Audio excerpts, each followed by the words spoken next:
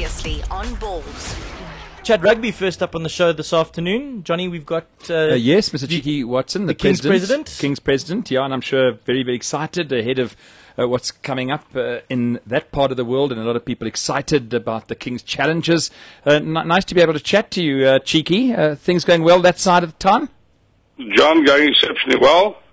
Lovely city, lovely place, so going exceptionally well. Yeah, Super Rugby about to start. Besides antics in the boardroom, how are preparations on the field going? Preparations going exceptionally well. The team's looking good. They've prepared exceptionally hard. And well, they've had a very, very tough off-season. And we're looking forward to the season to kick off on the 23rd of February against the Force. Yeah, we spoke to Alan Solomons about 2 weeks ago, and he said that there was no love lost there. He was really putting the guys through their paces. Absolutely, that's what I've picked up because I've attended a couple of their training sessions, and the guys are looking good. Cheeky, it's more the matters off the field that you're dealing with. Alan's obviously focused on that match against the Force at home on the 23rd, but it's stuff that's been going on in the boardroom that I'm quite keen to chat to you about this afternoon. Yes, certainly. I see the thing that's been getting people talking is the request by the Kings to field more than 2 foreign players in the competition, and I see SARA have come out with a ruling on that, and you say you've accepted the decision. They're not going to allow it. I just want to ask first up, what was the reason behind asking in the first place?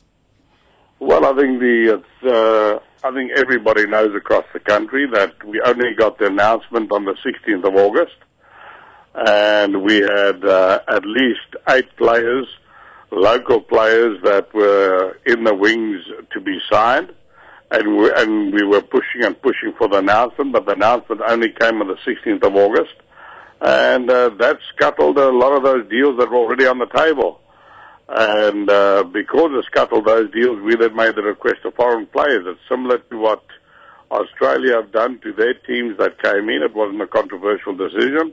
They felt their teams needed to be bolstered as new teams coming in onto the scene. And we just felt it wasn't an unreasonable request. We, as the Southern Kings, obviously, when it looks as a foreign player, it's your last resort, because you wouldn't like to sign a foreign player. You'd like to stick to all your local players. But you find certain positions where you can't find the local talent to fill that position, especially playing at the level of Super Rugby. And that's just the reason why we made the request. And what happens to those foreign players that you have on your books now?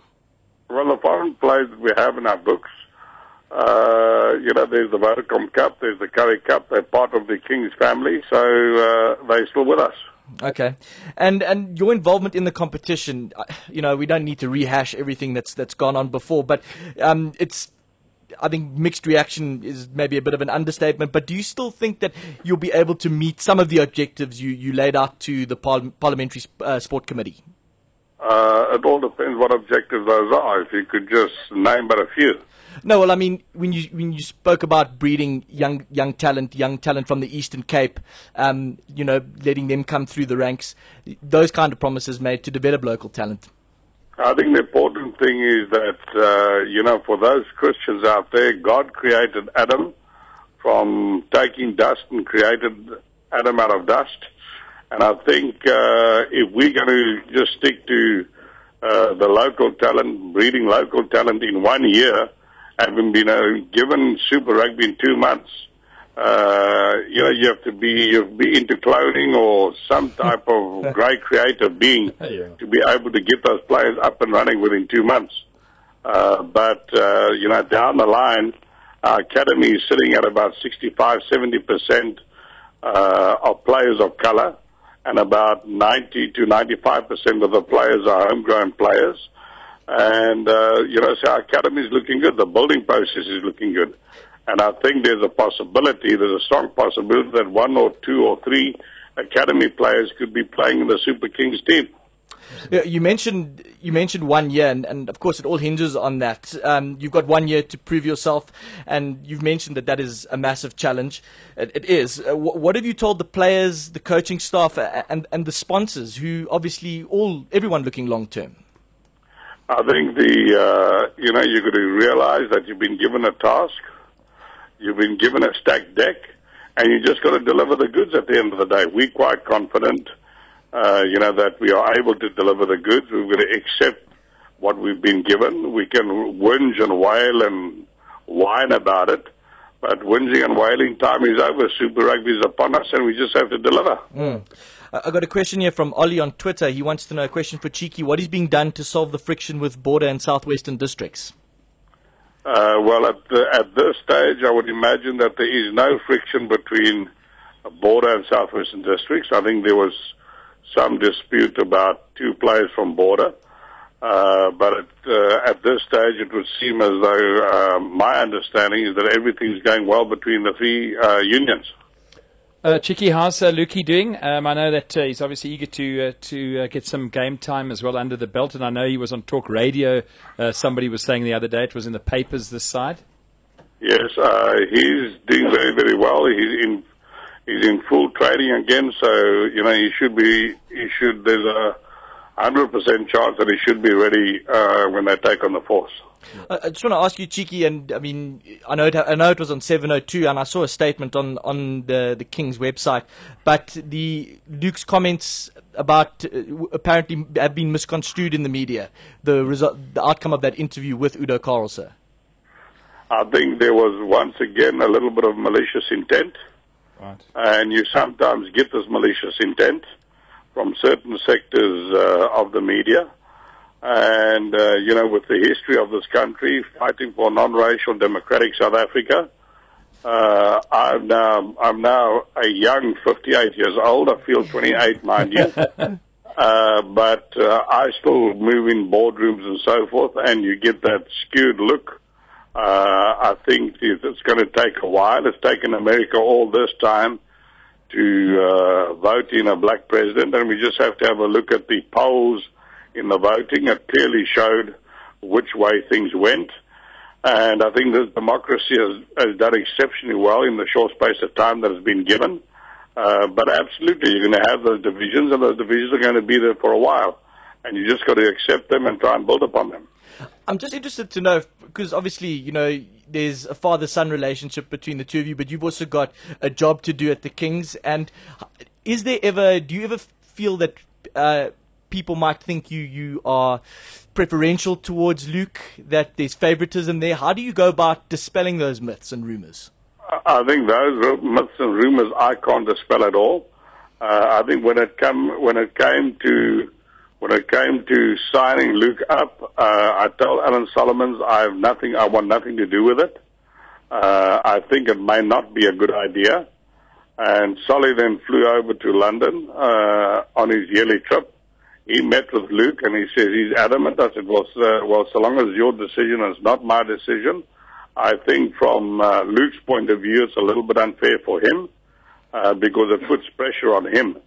It puts no pressure on me because I've been a figure that's made unpopular decisions since the early 70s. So I'm not looking for a popularity contest.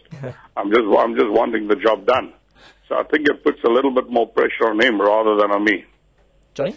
I also wanted to ask you, Cheeky, with regard to the warm-up game against the franchise 15. It's going to be great to see some overseas talent out here. You've got 4 international players in your squad: Daniel Adonga of Kenya, Hadley Parks of New Zealand, Thomas Leonardi of Argentina, and Virgil Lacombe of France. Do we know much about these players? I think they've come through the conditioning period very, very well. And, it all depends in the warm-up games how they perform. And, then we'll see which of the 2 foreign players will take the field. Right. Well, Cheeky, before we let you go, have you dipped a toe in the water and sussed out the vibe in terms of how PE will react to Super Rugby? Are you expecting big crowds? I'm expecting big crowds. I mean, we've been deprived of top-class rugby for more than 2 decades now. And it's slowly been coming back, and I think there's a vibe in the city, and I expect the stadium to be full and the crowd to be behind you. Obviously, because we've been out of top-class rugby for so long, you'll still find Blue Bull supporters and Shark supporters and Province supporters in the stand. Although they're local people, they're supporting the the opposing team. We don't have a problem with that. Everybody has the democratic right to support whoever they want to support. So if it means when we play the Bull that we draw in 20,000 Bull supporters, well, that's good and well. We're there to play the game of rugby and to build it. Yeah, and we wish you all the best. It's a South African franchise at the end of the day, and as a South African sports supporter, we obviously want to see them kick butt. And I think they're playing it at an absolutely beautiful venue. Yes, absolutely. The venue is absolutely wonderful. I think with the RB Sevens, they've said it's one of the best venues that they play at in the world circuit. So it's a fantastic venue. Cheeky, thanks so much for joining us this afternoon. Good luck there in the boardrooms, and tell Alan Solomons we wish him the best of luck on the field, and good luck for the first game on the 23rd.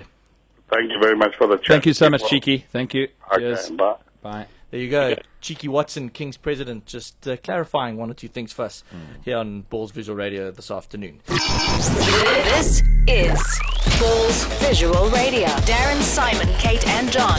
Weekdays from 3 p.m. to 6 p.m. Central African Time. balls.co.za